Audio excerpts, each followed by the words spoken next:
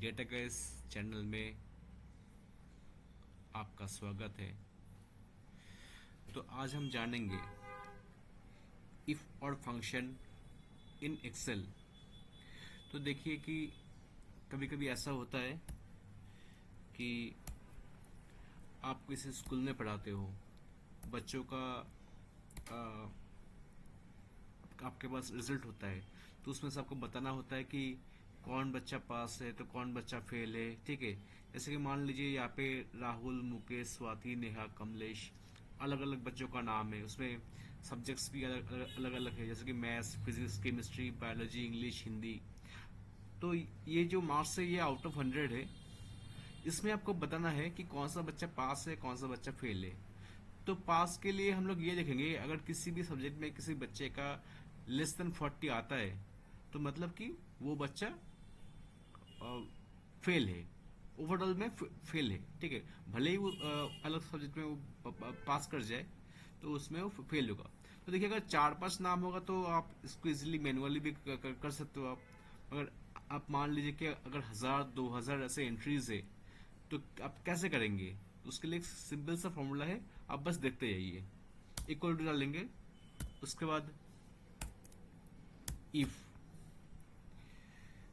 उसके बाद हम लोग एक और फॉर्मूला लिखेंगे। और इससे क्या होगा कि हम लोग यहाँ पे मल्टीपल कंडीशंस डाल सकते हैं। जैसे कि मान लीजिए अगर मैथ्स में किसी का 40 से कम आया है तो वो फेल है। सिमिलरली अगर फिजिक्स में किसी का,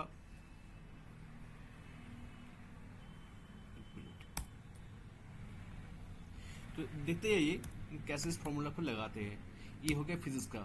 अभी अभी हम लोग केमिस्ट्री का लगाएंगे।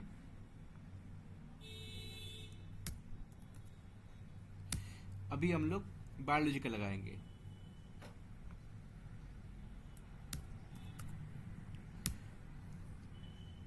अभी हम लोग इंग्लिश का लगाएंगे।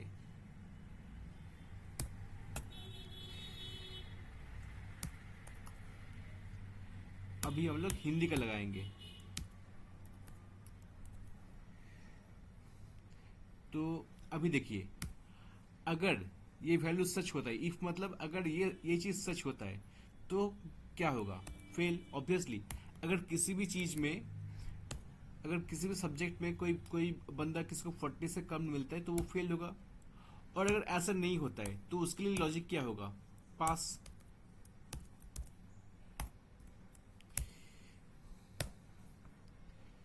देखिए, यहाँ पे राहुल फेल है और स्वाति फेल है, क्योंकि यहाँ पे देखिए स्वाति का मैथ्स में 30 है तो इसलिए वो फेल है। तो यहाँ पे हम लोग कैसे किए हैं?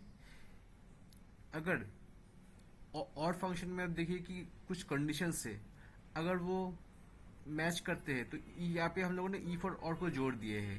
ठीक है, क्यों जोड़े हैं कि अलग अलग सब्जेक्ट है तो उसको हम कैसे दिखाएंगे? और फंक्शन लगा के। तो मतलब किसी भी चीज में अगर किसी भी सब्जेक्ट में किसी को बिलो 40 मिलता है तो वो फेल है। ठीक है। अच्छा, और इसके बाद सिंपल हम लोग जैसे करते हैं ड्रैग एंड ड्रॉप, वैसे ही करेंगे।